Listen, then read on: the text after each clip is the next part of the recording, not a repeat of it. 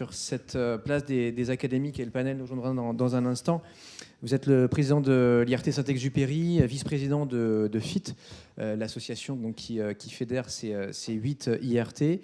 Dans un instant, oui, on va parler de cette place des académiques au sein des IRT. Vous êtes vous-même donc universitaire, aux premières loges, si je puis dire, pour aborder ce thème-là et introduire notre dernière table ronde. Merci. Oui, c'est effectivement un sujet qui me mobilise particulièrement. En fait, tout a été dit depuis le début de la matinée, de manière perlée, depuis Vincent, Louis Schweitzer, Antoine Petit, dites pas ça, ils vont tous partir. Alain Bravo. Non, tout a été dit, mais comme l'a dit aussi Louis Schweitzer, des fois, il y a des choses qui méritent d'être répétées. Alors, effectivement, sur les rapports avec les académiques, on peut avoir une vision assez contrastée. Quantitativement, le compte n'y est pas. Hein. On a le rêve de système public-privé 50-50 et on n'est pas au 50-50. Je crois qu'il y a 16% en moyenne d'acteurs académiques mis à disposition dans les IRT et 26% d'industriels, sans compter les personnels propres des IRT. Bon, d'un point de vue quantitatif, on n'y est pas. Quand on regarde la situation, on s'aperçoit quand même qu'il y a de beaux succès, que les coopérations scientifiques, les interactions ont donné des résultats tout à fait extraordinaire. Parce que ça a rendu possible le métier des IRT, c'est-à-dire que cette maturation technologique dans le domaine des TRL 4.6 a pu être faite grâce à l'apport des laboratoires publics.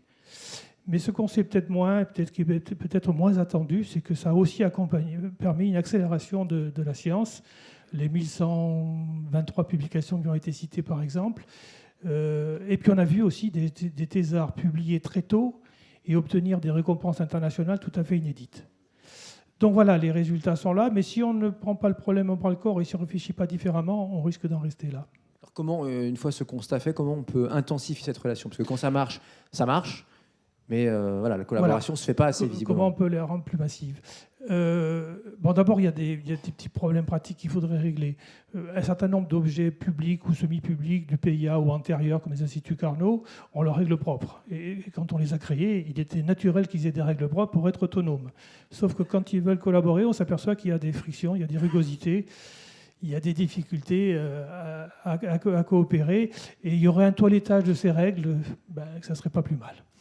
Il y a déjà la complexité intrinsèque des règles propres à chaque entité, mais il y a aussi le fait que certaines règles sont orthogonales et des fois nous posent des petits problèmes inédits. Il y a beaucoup de détails dans beaucoup de diables.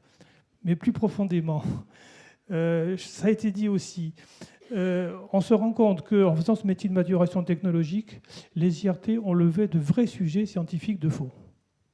Et que donc, s'il faut privilégier ce mécanisme essentiel que dans le domaine de TRL 4 à 6, le métier des IRT, c'est de répondre à des demandes clairement formulées par les industriels de manière dans les filières, et intrafilières et interfilières, il faut aussi s'apercevoir que ça a généré des problèmes scientifiques inédits. Je ne vais pas en citer parce que, voilà, mais on a tous vu dans les IRT des problèmes scientifiques inédits qui vont justifier un nouveau mode de coopération dans les TRL intermédiaires 2-4.